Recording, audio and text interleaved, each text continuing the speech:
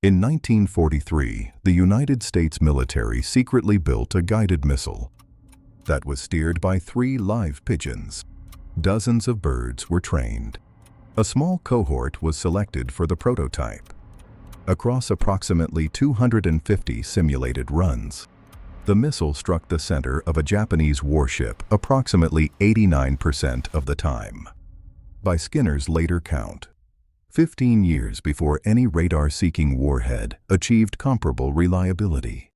The behavioral psychologist B.F. Skinner had solved the autonomous guidance problem with operant conditioning. The pigeons could fly the missile. The committee terminated the program for being too eccentric. The conventional alternatives did not catch up until 1958. This is File 22. The bird in the nose cone. The United States Navy in 1942 had a guidance problem. The Pacific Theater needed an air-launched anti-ship missile capable of striking Japanese warships from beyond the warship's anti-aircraft envelope. The missile had to be capable of autonomous guidance after launch. The launching aircraft could not remain within visual range of the target throughout the missile's flight without defeating the entire purpose of having a standoff weapon. The available guidance technologies in 1942 could not deliver autonomy. Gyroscopic dead reckoning lost accuracy over flight distance and was useless against moving targets. Primitive radar was too heavy, too power-hungry, and unable to discriminate a steel ship from the surrounding sea clutter. Infrared seeking worked only against engine exhaust at close range. Radio command guidance defeated the standoff purpose. The Navy Bureau of Aeronautics had been unable to deliver an operational autonomous guidance system for over 2 years. And in mid-1942, an unsolicited research proposal arrived at the National Defense Research Committee from a behavioral psychologist named Burris Frederick Skinner. Skinner was a Harvard PhD, a professor of psychology at the University of Minnesota, and the leading American researcher on operant conditioning techniques in non-human animals.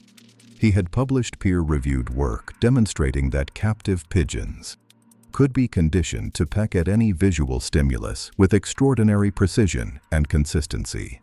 Skinner's proposal was direct. The Navy's anti-ship missile guidance problem could be solved by installing trained pigeons inside the missile.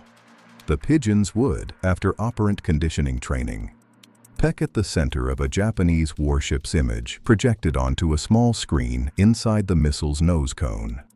Their beak strike locations would be electromechanically converted into steering inputs for the missile's flight control surfaces. The pigeons would fly the missile. The NDRC officer who received the proposal called Skinner to Washington for a meeting. Skinner brought a portable demonstration apparatus, a small wooden box containing a single pigeon and a projection screen. The pigeon pecked steadily at the screen for the duration of the meeting. The committee deliberated. The vote was split. The deciding vote authorized a small exploratory budget. Project Pigeon began work in early 1943.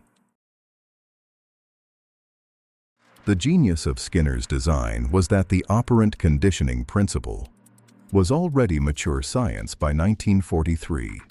A pigeon could be trained to peck at any visual stimulus with extraordinary precision. The training cycle was simple. Show the pigeon a projected image of a target ship. The pigeon pecks. If the peck lands within the center region of the projected ship, the pigeon receives a small grain reward. If the peck lands outside the center region, no reward is given. Across thousands of training repetitions, the pigeon learns with measurable, repeatable, statistically significant accuracy to peck only at the center of the target. Skinner's team trained 64 pigeons across 1943. 47 of them became reliable performers. 12 were selected for prototype integration. The training tasks progressed from fixed images of Japanese ships to moving images at varying angles, to moving images partially obscured by cloud cover. to moving images as seen from a diving missile's perspective. Each task built on the previous. Each task demonstrated reliable Pigeon performance. The full laboratory prototype was assembled in late 1943. 3 trained Pigeons sat in individual harnesses inside a Pelican-class anti-ship missile nose cone. 3 small projection screens displayed simulated diving missile target imagery. 3 PEC detection sensors registered each beak strike. A small electromechanical relay computer converted the 3 PEC locations into a consensus steering vector through a 3-vote majority logic that handled individual Pigeon errors gracefully and sent the consensus vector to the missile's flight control surfaces across approximately 250 integrated prototype tests. The simulated missile converged accurately on the target ship, approximately 89% of the time by Skinner's later count. The 11% failure rate was dominated by individual Pigeon inattention events that the 3 Pigeon consensus system filtered out in over half of those cases.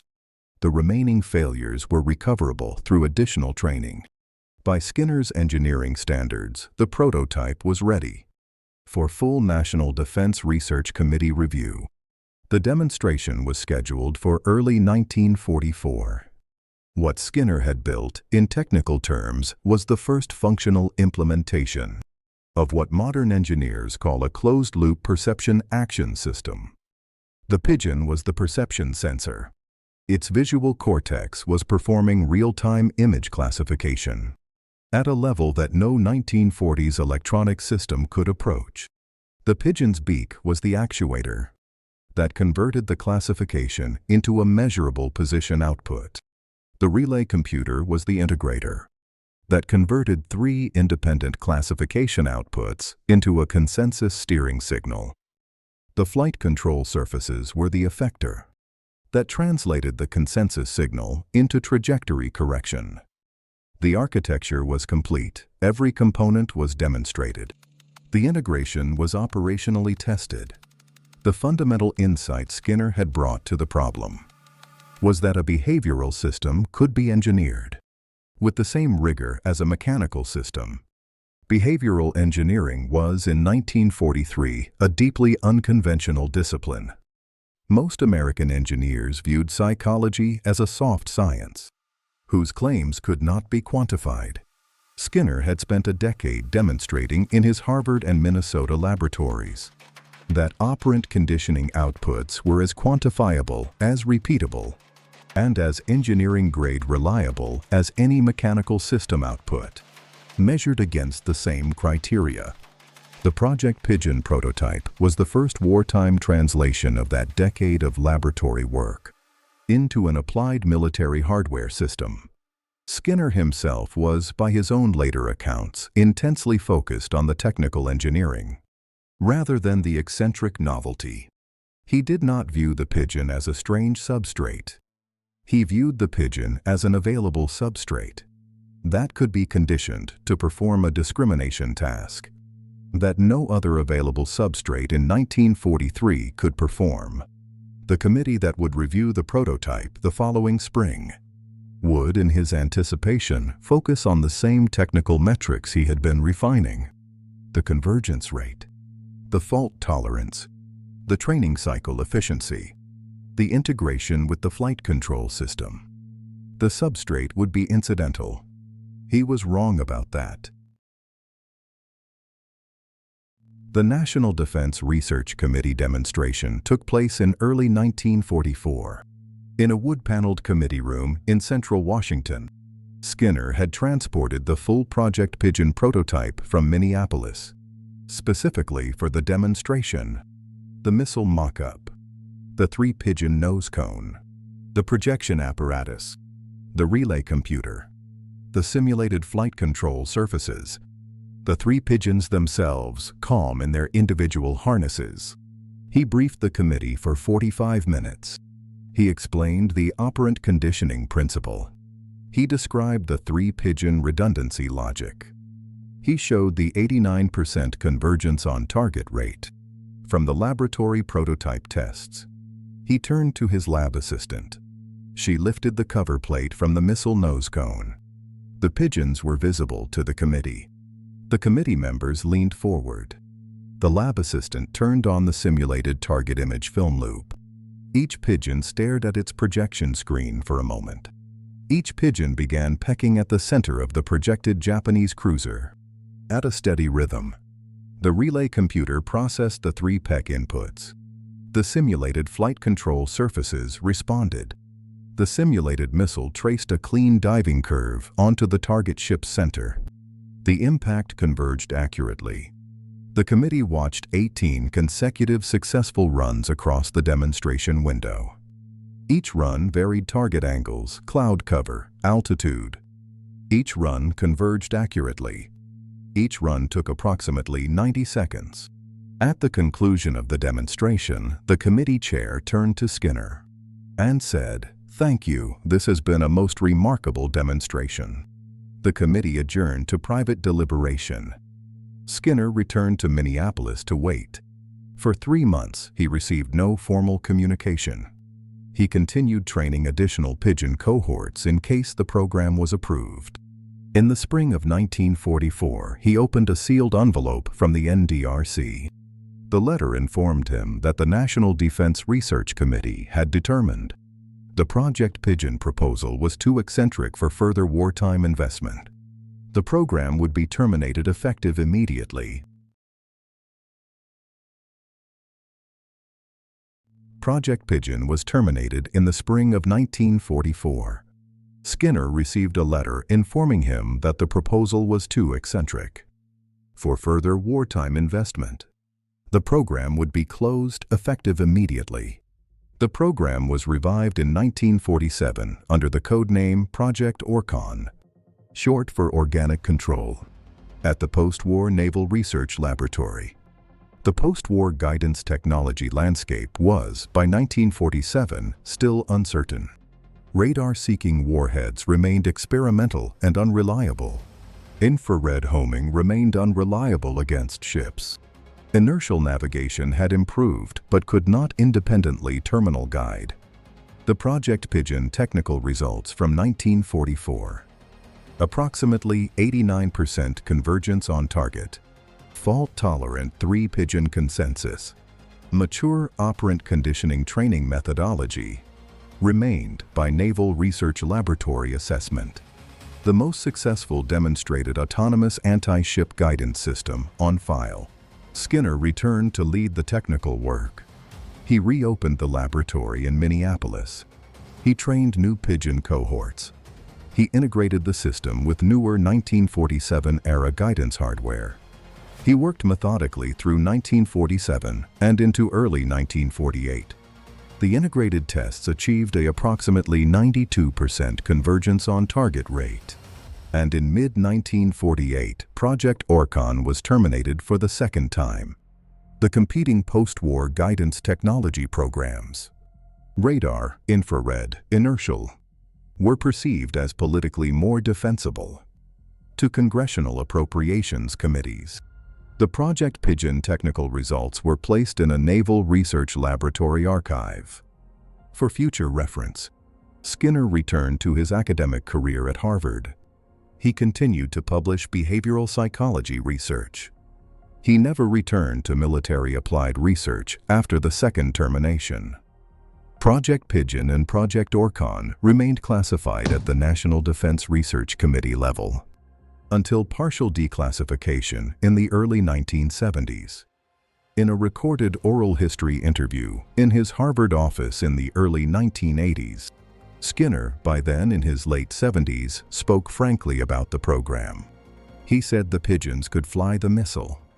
He said the conventional radar-seeking warhead programs that the Navy had chosen instead had not achieved operational reliability against moving ship targets.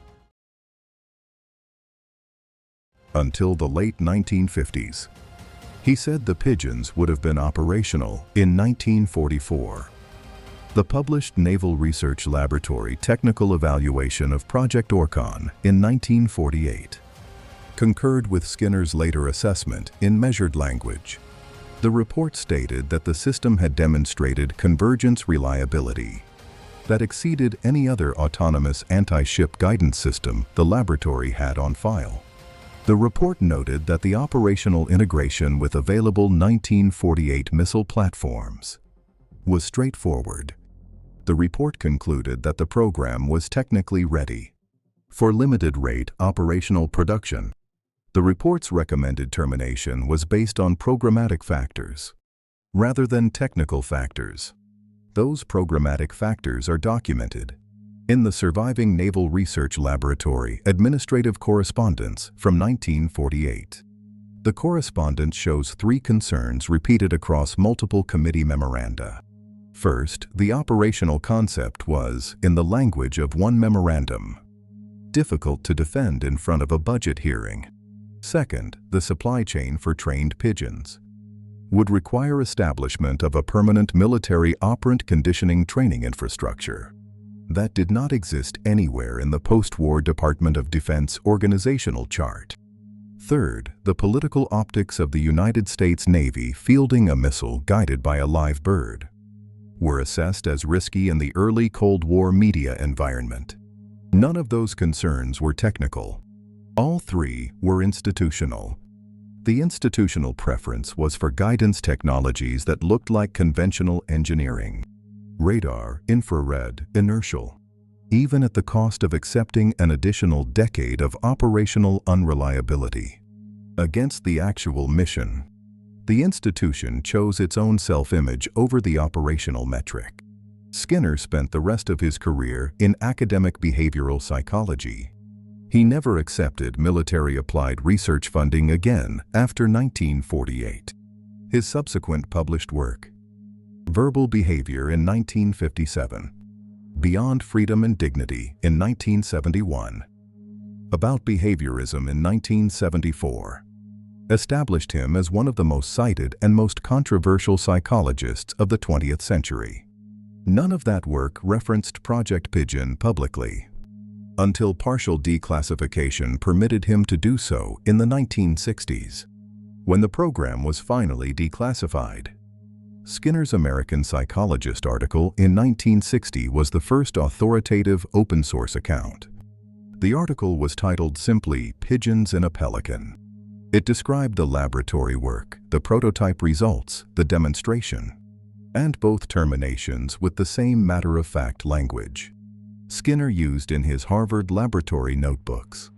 The article's closing paragraph noted that the operant conditioning principle the program had demonstrated would, in his expectation, eventually be translated into engineered substrates that did not require live animals. He did not, in 1960, anticipate how directly that translation would occur. Project Pigeon demonstrated a theorem that has only become more dangerous. In the 8 decades since, a guidance system does not require conventional engineering hardware to function. A guidance system requires only a substrate capable of being trained, through repeated exposure to labeled examples, to discriminate target stimuli from non-target stimuli, with statistically reliable accuracy. Skinner's pigeon was that substrate in 1943. A modern neural network is that substrate in 2025. The training methodology is direct conceptual descendant. Show the substrate a labeled example. Reward correct discrimination. Penalize incorrect discrimination. Repeat across thousands of training repetitions. The substrate learns. The behavioral engineering principle is identical, regardless of whether the substrate is biological neurons in a pigeon's optic tectum or silicon convolutional layers in a graphics processing unit. The Project Pigeon failure was not a technical failure. The Project Pigeon failure was a political failure. The National Defense Research Committee in 1944, by Spring, and the Naval Research Laboratory in 1948, both judged that a behavioral engineered guidance substrate was too eccentric to defend in front of congressional appropriations committees. The conventional radar-seeking warhead programs that the military chose instead did not achieve operational reliability against moving ship targets until the late 1950s. The session is logged. The connection is closed. The files remain open. Every modern guided weapon, every autonomous targeting system, every drone-borne computer vision algorithm, every machine learning surveillance pipeline, each of those systems is, in technical lineage, a direct descendant of the 3 pigeons Skinner placed in a Pelican-class anti-ship missile nose cone in 1943. The substrate has changed from biology to silicon. The training methodology, labeled data, supervised reinforcement, statistical convergence on target, is the same, which leaves us with the closing question of File 22. Which neural network guidance substrate in your country's defense inventory right now do you trust the least to not have been trained on data that was labeled by an adversary intelligence service, silently steering tomorrow's weapon toward whatever target the adversary chose?